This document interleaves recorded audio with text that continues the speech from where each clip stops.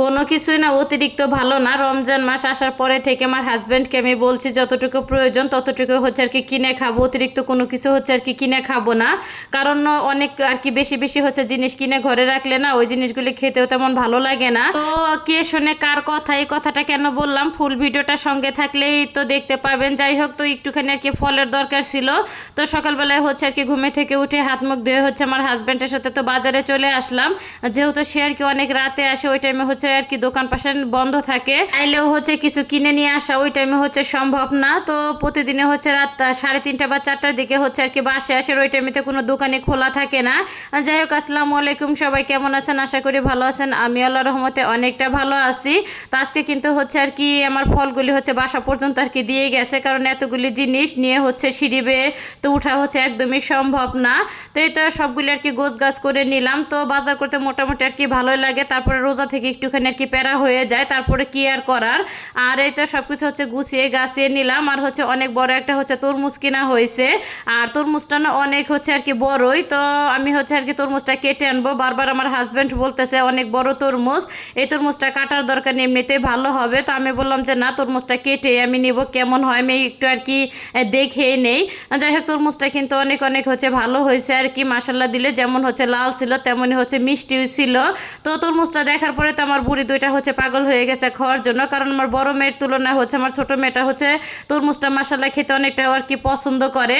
তো ওদের দুজনকে হচ্ছে তরমুজটা একটুখানি কেটে দিলাম। আর আমার বড় মেয়ে বলতেছে আম্মু অনেক মিষ্টি, অনেক মজা তরমুজটা।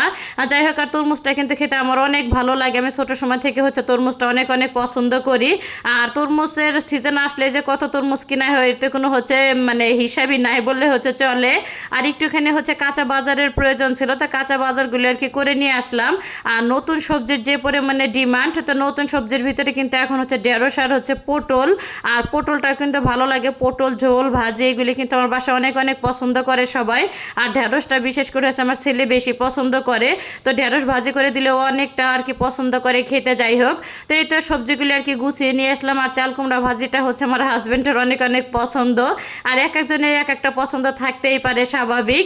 আর এই তো কথা বললাম যেটার এটাই, তো আমি বলছি যে রমজান মাস আসার পরে থেকে হচ্ছে অনেক মাছ মাংস এটা হচ্ছে কিনো না, অল্প অল্প হচ্ছে কিনে আমরা খাবো।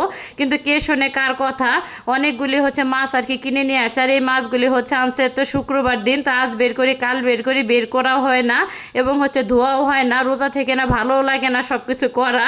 যাই হোক, তো ভাবলাম যতই কষ্ট হোক না কেন সব কিছু আর কি গোছ গাছ তো করে নিতেই হবে, যেহেতু সংসারটা আমার। আর এই তো এখানে কিন্তু হচ্ছে ইলিশ মাছ নিয়ে আসছে, আর হচ্ছে অনেকগুলি বড় বড় সাইজের হচ্ছে বাইম মাছ কিনে নিয়ে আসছে।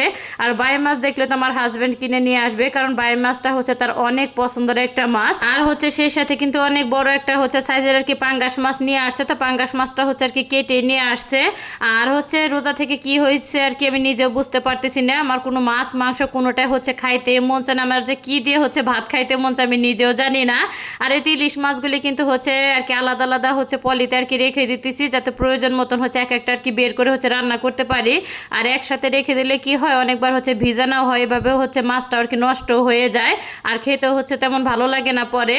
আর মাছগুলি কিন্তু বাইম মাছগুলি কিন্তু অনেক বড় বড় সাইজের, প্রায় হচ্ছে এক হাতের উপরে হচ্ছে মাছগুলি।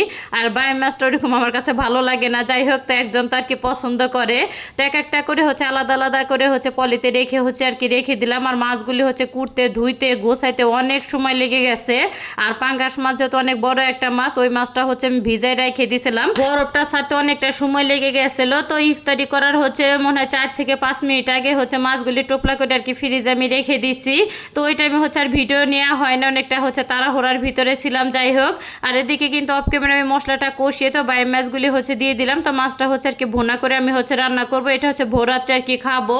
আর যাই হোক, আর এদিকে কিন্তু হচ্ছে ঢেঁড়সটা আমি ভাজি করে নিছি। আর ঢেঁড়স ভাজি তো বললামই আমার ছেলের অনেক পছন্দের একটা ভাজি। আর হচ্ছে একটুখানি আর কি শুকনো মরিচ ফোড়ন দিয়ে ভাজিটা আমি করছি, আর ভাজিটা দেখতে অনেক সুন্দর আর কি লাগতেছিল, আর খেতে তো অনেক মজা। যাই হোক, আর হচ্ছে এদিকে কিন্তু বাই মাছটা হচ্ছে আর কি কষানো হয়ে গেছে, তো ঝোলের জন্য হচ্ছে একটুখানি আর কি পানি দিয়ে তো নেড়ে চেড়ে হচ্ছে আবারও ঢাকনা দিয়ে আর কি ঢেকে নেব আমি। আর বাই মাছটা কিন্তু হচ্ছে ভুনা করে আমি রান্না করব। আর হচ্ছে বাই মাছ এমনিতেও কিন্তু ঝোল রাখলে খেতে তেমন ভালো লাগে না। আর অফ ক্যামেরায় কিন্তু এদিকে হচ্ছে পাঙ্গাস মাছটা কিন্তু আমি ভেজে নিছি, তারপর হচ্ছে পাঙ্গাস মাছের জন্য তো মশলাটাও কষিয়ে নিছি।